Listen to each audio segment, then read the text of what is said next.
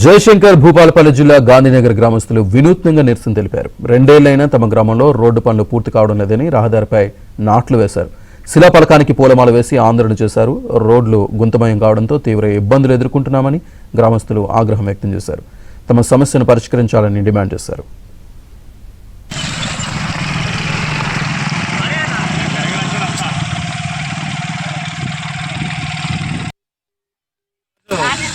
గాంధీనగర్ గ్రామ ప్రజలకు సంబంధించిన ప్రధాన రహదారి అయినటువంటి కొత్తపల్లి టు గాంధీనగర్ సంబంధించిన రోడ్డు చాలా అధ్వానంగా మారిందని చెప్పి గాంధీనగర్ గ్రామ ప్రజలు రోడ్డుపై వరి నాట్లు వేసి, అలాగే జంట సత్యనారాయణ రావు గారు ఎమ్మెల్యే అయిన 6 నెలలకు వచ్చి గ్రామానికి సంబంధించిన అదివరకు బీఆర్ఎస్ ప్రభుత్వంలో శాంక్షన్ ఇచ్చినటువంటి శాంక్షన్ను తన హయాంలో అయినట్టుగా శిలాఫలకాన్ని తీసుకొచ్చి 6 నెలల క్రితం శిలాఫలకం వేయడం జరిగింది.